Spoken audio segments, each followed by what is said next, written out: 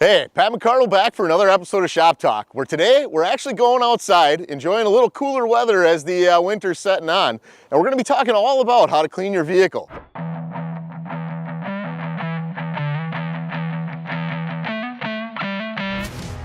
All right, so as you guys dive into this, be sure to check the owner's manual for the specific vehicle you ride, because a few of them are going to call out some differences between garden hoses, pressure washing, different pressures, angle nozzles, and that type of thing. Today, we're going to be washing this Ranger XD 1500, which is one of our newest machines in the lineup.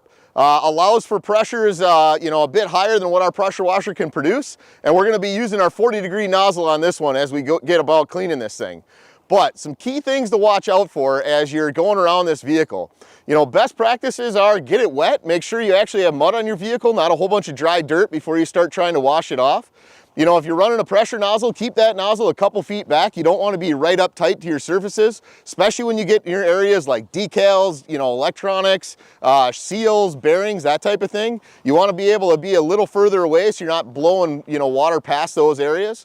And as you get down, you'll see areas like wheel wells, right, where you get a bunch of mud built up. Make sure you're getting down under there to actually wash that off. When you get down, in your vehicle, things like half shafts, brakes, you want to be able to clean those off so you don't get a bunch of buildup coming. When you get to the back, we're actually going to tilt this box all the way up so we can wash down on the underside. You can see how much mud ends up getting packed up in here. All right, so today we got this Polaris Power pressure washer, rated at 3,700 PSI and 2.5 gallons per minute. And we're also using this, Polaris vehicle equipment wash. So it's not a harsh cleaner. It's not going to be stripping coatings off of anything. It's a nice one to use for your off-road vehicle or snowmobile. So the other thing to pay attention to here is you can see there's different nozzle selections up on this washer, and they're nicely color coded, from 0 all the way up to 40 degrees, including one that's soap.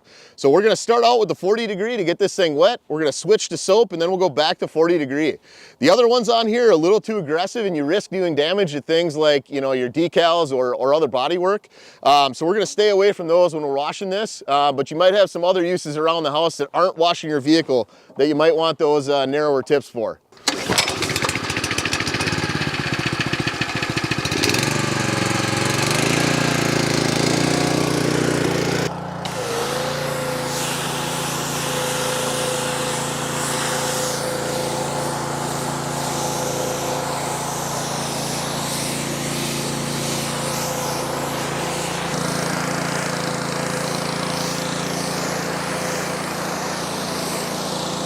All right, now that we got this machine a little wet, we're gonna swap out our tips so we can start soaping up. So we're gonna pop out that 40-degree tip, throw it back in the holder. We're gonna grab the soap tip, and as you guys can maybe see, there's a way bigger hole for the soap because we need lower flow for that to work with this pressure washer. So we're gonna lock that in. We're gonna go over to our soap jug here, and simply put, drop the line in so it's down near the bottom of the bottle, and that should start sucking up as we go. So now we're gonna lather the whole machine up, kind of like your hair, right? Rinse, lather, repeat. In this case, we'll probably just rinse, lather, rinse again. All right.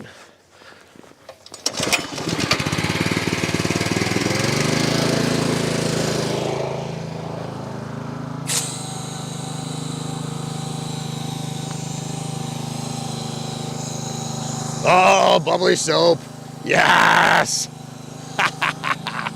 So as we're going here, we're just lathering this thing up. So again, starting at the top, keeping some distance away. I think as some people go, they like to get a lot of the mud off first.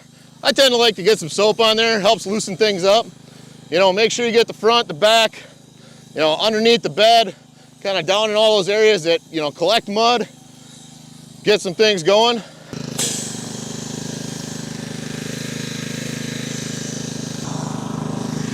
Down under the wheel wells, we know we're gonna have some stuff going there, but again, kind of top to bottom as we go. Really make sure we soap up that radiator a little bit, trying to stay, a couple feet away as we go. The other thing is kind of inside the wheel areas too. It's a good one to get that soap working, as you go here. Down under the wheel wells, down in the shaft areas by the shocks, always good ones to get. Again, kind of rocking top to bottom here.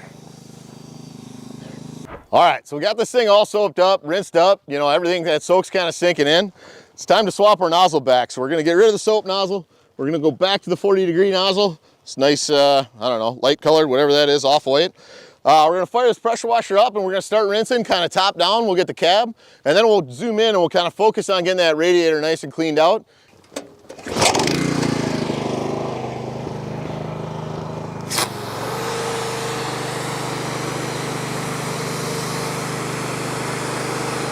All right, so as we're going, we're just nicely washing this soap and dirt off, right? Got a few spots that maybe are a little stubborn.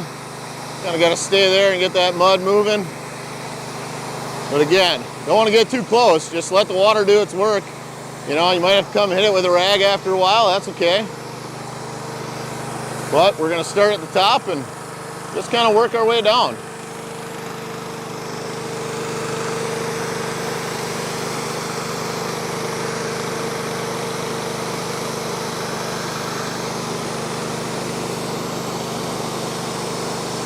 Now, as you go, you can see there's some intakes here. We don't want to blast the water straight into those. We want to stay kind of on the side so we're not filling up the air intake on this thing by the hood. So when you got some harder surfaces, you know, like glass that you know you're not going to hurt, maybe get a little closer to knock that mud out.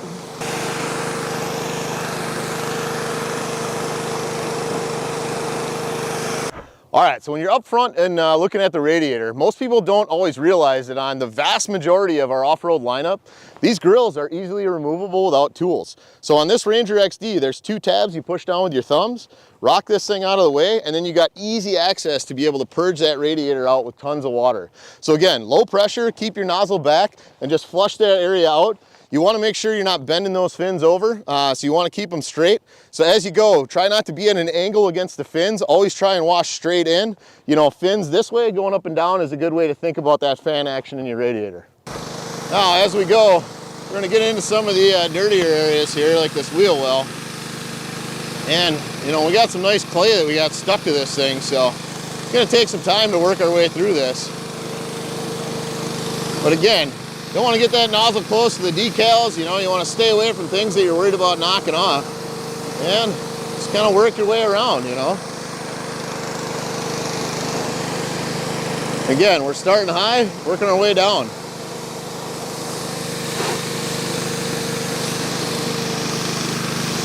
Get into that shock, get those shaft areas, you know, even get the tire a little cleared off here.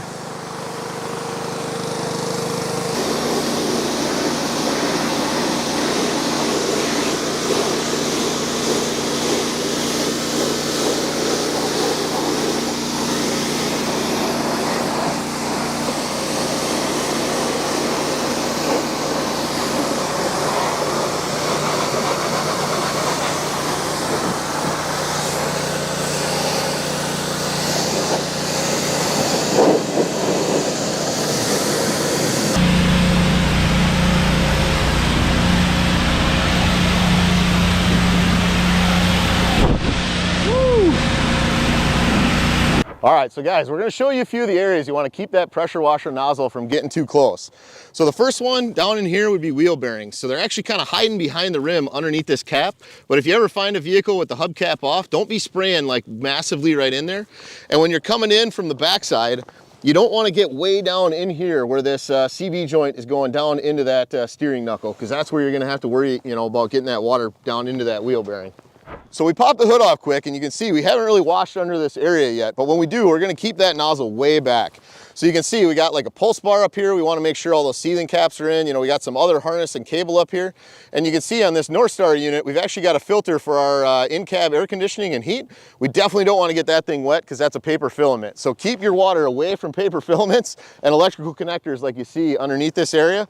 So here I'm gonna stay way back, and I'm just gonna sweep to get some of this area cleaned up, and then you'd probably come in with a rag, you know, to do any fine detail work there as well. All right, so we're gonna avoid the air filters and stay back from the electronics, but you know, turn the engine down so we get a nice low pressure going after this stuff. You know, that way you're not blasting everything through those seals, and you can, you know, get some of that mud out of the way. All right, so as we keep going around the side, you can see we got a decal right up here in the front fender. This is definitely one you want to keep that pressure washer nozzle tip away from. You know, we see some people that have the wrong angle nozzle, they get way too close and they start peeling these decals off. That's why you want that 40-degree nozzle and stay a couple feet back so you don't have to worry about doing any damage there. When you get around to doing the interior as well, you know, this is a fully sealed up cab unit. But again, you got a lot of electronics, you got your displays, gauges. You can wash all this stuff, but again, you know, close your vents off so you're not blowing air down into your HVAC unit. And this I tend to do with a garden hose, but if I got an open cab unit, you know, I'll often come, you know, from over the back seats so I can stay a few feet back and just hose all that stuff down and then chase the dirt right out the door. So depending on if you got a Ranger like this where you've got a flat floor exit, or a RZR where it's got drains, you might have to pull the plugs or just flush the water, you know, to get everything down out off the skid plate. Pretty easy to do to keep that interior clean as well. All right, continuing on to the back of this rig, you can see we got the box tilted up on this one. That gives us awesome access to not only the bottom of the box that you definitely do want to wash, always make sure that this thing's cooled down. It's important not only so you don't you know, overcool the metals in the engine, but when you also look at things like these ignition coils, fuel injectors, other engine sensors, when those suckers are hot and heat soaked and you blast them with cold water, they tend to create a vacuum and try and suck it in past the seals. So you always want to make sure you're washing a cold engine. As well as when you look at your exhaust, you want to make sure to get any, you know, dry debris, leaves, you know, dry grass, things like that, because that's not friendly on exhaust as it heats up. You also want to work on purging out some of the stuff on your skid plate if you can, you know, just drop some of the weight of that vehicle so you're not carrying around all that extra mud and weight. And again, some of the things in the back we talked about, you know, don't get too close into your brakes, your wheel bearings, you know, those CV boots. You know, a lot of the things that are the same on the front also apply to the back. And in your box, you know, you always want to have it tipped up so it can drain out. And oftentimes you start with your tailgate down to let some of that out, and then you flip it up to be able to wash the outside. So, you know, you can see this one's draining because we washed it a little bit already, but we're not quite done. We still got some to go. All right, so we're not going to spend the time to actually wash this Sportsman or this RZR on the camera today, but there are a couple things that are, you know, a little bit different than the Ranger XD. So being that these are CVT operated vehicles, I just want to get you guys in here to show you if you accidentally do get some water inside your CVT box, you'll see that there's a little red plug way down here on the bottom. And if you pull that out and leave your machine in neutral or park, you can rev it up a little to help the fan action blow the water out of there. So that's a good one to know about. And on this RZR, it's even easier to see if you follow me over. So on this one, right on the side of the vehicle, super easy to get to. You pop that red plug out, let all the water drain, you know, shift your machine to park, rev it up to about 3 grand for about a minute, and that'll help dry out and purge all the moisture out of that area for you. All right, so one other one that you'll see on a lot of RZRs is on the intakes for the clutch and the engine, this frog skin material. This one you want to avoid blasting water through. It will shed some water off, but if you're hitting it with high pressure, that's never a good idea. So again, stay away from these because you don't want to get air down into your air box or moisture down into that clutch box. Hey, we just got done washing this beautiful new Ranger XD 1500. And some of the tips and tricks we talked about, the things to avoid, they're going to kind of apply across the off-road lineup. But one thing I do want you to pay attention to is your owner's manual, because each vehicle is going to have some different recommendations for things like pressure washer ratings, whether you can use one or not, what the pressure is going to be, the nozzle angle. For this Ranger we got, you know, that wide 40-degree nozzle is about perfect. You know, we're staying underneath the pressure that's okay with this 3,700 PSI machine pumping 2.5 gallons a minute.